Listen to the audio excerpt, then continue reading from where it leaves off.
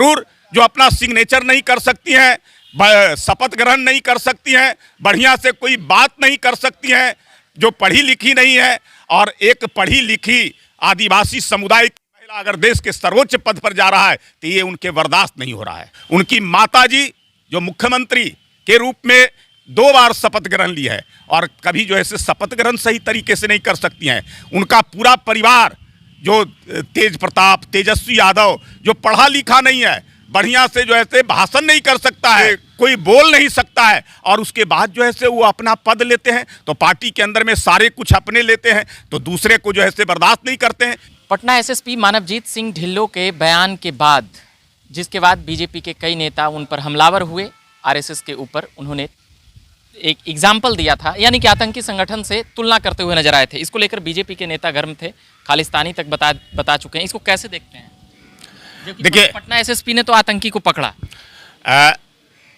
PFI जो popular front of India एक आतंकवादी संगठन है, उसके कनेक्शन पाकिस्तान सहित कई मुस्लिम कंट्री से है।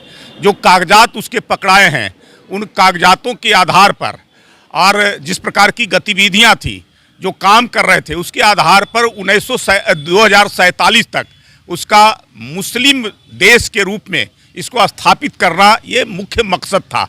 और वैसे आतंकवादी संगठन जो लगातार यहाँ रह करके गुपचुप तरीके से और देश के खिलाफ काम कर रहा था, कहीं ना कहीं इस्लामिक कंट्री इसको बनाना चाहता था, उसके इरादे नेक नहीं थे, देश के खिलाफ वो काम कर रहे थे। वैसे संगठन जो जिसका भाई जो पकड़ाया है, उसके 3 पकड़े गए हैं, उसमें से एक का भाई जो प्रधानमंत्री नरेंद्र मोदी जी जब प्रधानमंत्री बनने से पहले पटना के गांधी मैदान में जनसभा कर रहे थे तो सीरियर बम ब्लास्ट हुआ था। उस बम ब्लास्ट में उसके भाई भी पकड़े गए थे, साजिश करता थे उसमें वो भी जो है से। और वैसे व्यक्ति का भाई इस प्रकार के संगठन का संचालन यहाँ बैठ करके कर रहे थे। ये कहीं न कहीं जो है से ये पूरी तरह से जो है से देश विरोधी काम था। और साथ साथ अभी प्रधानमंत्री जी का कार्यक्रम था विधानसभा में, उसमें कुछ अनहोनी घटना करने का इरादा था। जब ये खुफिया तंत्र को इस प्रकार की जब उनको बातें आई और मिला कुछ, उसके आधार पर जब प्रशासन सचेत हुआ तो उसमें वो पकड़े गए हैं। और उसके बाद जब सीनियर एसपी को जब उसकी तुलना आरएसएस से करना, ये कहीं से उचित नहीं मुझे लगता है, ये निंदनीय है। आरएसएस एक राष्ट्रवादी संगठन है जो देश की एकता और अखंडता के लिए काम कर रही है, राष्ट्र को सर्वोच्च शिखर पर ले जाने के लिए काम कर रही है, राष्ट्र को परम वैभव पर ले जाने के लिए काम कर रही है, राष्ट्र को उन्नति के सर्वोच्च शिखर पर पहुंचाना उसका मुख्य मकसद है। और इसके लिए लाखों करोड़ों स्वयं सेवक उनके साथ मिलकर करके उस काम को दिन रात कम कर रहे हैं, जिनका केवल इरादा राजनीतिक इरादा नहीं है। एक सामाजिक संगठन के रूप में, राष्ट्रवादी संगठन के रूप में राष्ट्र को कैसे हम मजबूत कर सके और दुनिया के स्तर पर स्थापित करें, इस काम के लिए जो काम कर रहा है उसको एक आतंकवादी संगठन के साथ जो देश के खिलाफ काम कर रहा है उसके साथ जोड़ना ये कहीं से उचित नहीं है। हम लोगों ने लगातार कहा है कि सरकार वैसे प्रशासनिक पदाधिकारियों पर, चाहे कोई भी हो, एसपी हो या अन्य पदाधिकारी, जो आरएसएस जैसे संगठन के खिलाफ अगर कोई बातें करता है तो ऐसे पर कार्रवाई करना चाहिए। क्या कार्रवाई होगी उम्मीद लगता है? निश्चित तौर पे हम लोगों ने कहा, बिहार सरकार पे आप लोगों को भरोसा है कि वैसे पदाधिकारी किस इरादा से और किस प्रकार से उसने बातें की है, और बात किया था तुलनात्मक किया कि वो जिस प्रकार से आरएसएस काम करती है उसी प्रकार से पीएफआई काम कर रहा था। अभी जदयू के आपके सहयोगी दल जदयू के अहम नेता अशोक चौधरी जैसे प्रेस कॉन्फ्रेंस कर रहे थे, तो उनका कहना था कि ये तो ये प्रशासनिक मामला है, मगर उन्होंने सही ही कहा। नहीं, मुझे नहीं लगता है कि इस प्रकार की भाषा जो है कोई बोल सकता है। और कोई भी ऐसा व्यक्ति जिसको देश से और समाज से अगर होगा प्रेम होगा, वो व्यक्ति कभी आरएसएस के खिलाफ नहीं बोल सकता है और आरएसएस के खिलाफ बोलने वाले का समर्थन भी नहीं कर सकता है।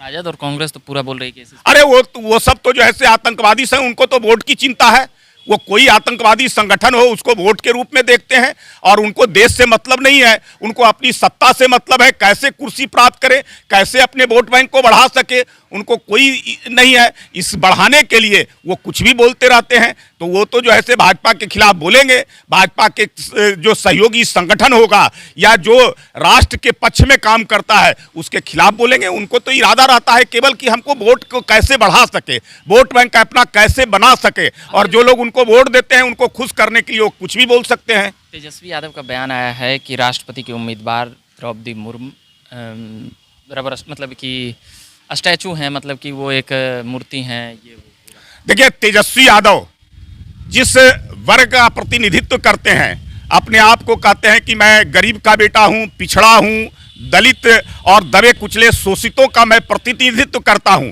एक पहली बार देश के अंदर में दबे कुचले शोषित समुदाय से आने वाली महिला आदिवासी वर्ग की देश के सर्वोच्च पद पर जा रही है, और उसको किसने जो ऐसे भेजने का काम कर रहा है? भारतीय जनता पार्टी ने अपना उम्मीदवार एनडीए का बनाया है।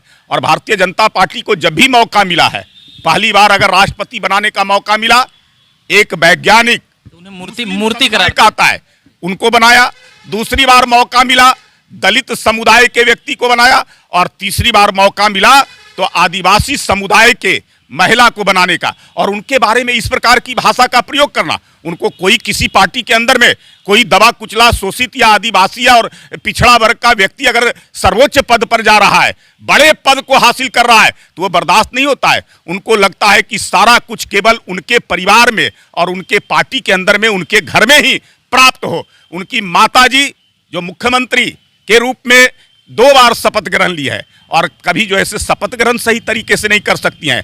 उनका पूरा परिवार जो तेज प्रताप, तेजस्वी यादव, जो पढ़ा लिखा नहीं है, बढ़िया से जो ऐसे भाषण नहीं कर सकता है, बढ़िया से कोई बोल नहीं सकता है, और उसके बाद जो है से वो अपना पद लेते हैं तो पार्टी के अंदर में सारे कुछ अपने लेते हैं, तो दूसरे को जो है से बर्दाश्त नहीं करते हैं। कभी कोई किसी पार्टी के अंदर में पिछड़ा वर्ग का, दलित समुदाय का, आदिवासी समुदाय का कोई व्यक्ति अगर बड़े पद पर जाए, ये उनके बर्दाश्त नहीं हो रहा है। इसलिए एक ऐसे महिला के जो पढ़ी लिखी हैं, जिनको विधानसभा में सर्वोच्च विधायिका का जिनको पुरस्कार के स्वरूप मिला है, वैसे जो ऐसे पढ़ी लिखी महिला जो गवर्नर रही हैं, विधायक रही हैं, मंत्री रही हैं, और उनके बारे में इस प्रकार की भाषा का बोलना, ये बताता है कि उनको अपनी कुर्सी और सत्ता प्यारा है।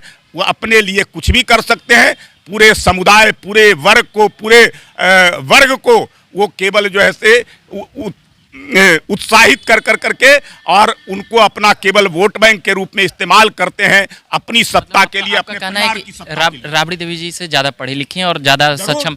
जरूर, जो अपना सिग्नेचर नहीं कर सकती हैं, शपथ ग्रहण नहीं कर सकती हैं, बढ़िया से कोई बात नहीं कर सकती हैं, जो पढ़ी लिखी नहीं है, और एक पढ़ी लिखी आदिवासी समुदाय की महिला अगर देश के सर्वोच्च पद पर जा रहा है तो ये उनके बर्दाश्त नहीं हो रहा है। ये प्रेम रंजन पटेल थे, अभी बात कर रहे थे हम, बीजेपी के प्रवक्ता हैं, और भी तमाम बातें हम करते रहेंगे। बिहार की सियासत से जुड़ी हुई खबरें थी। एनडीए के उम्मीदवार द्रौपदी मुर्मू के ऊपर तेजस्वी ने मूर्ति शब्द का प्रयोग किया था, यानी कि स्टैचू की बातें कही थी। उसके बाद फिर ये बातें हुई, और भी तमाम खबरें हम लगातार ला रहे हैं। मेरा नाम हुआ रविकांत, आप देख रहे हैं झकास भारत। धन्यवाद।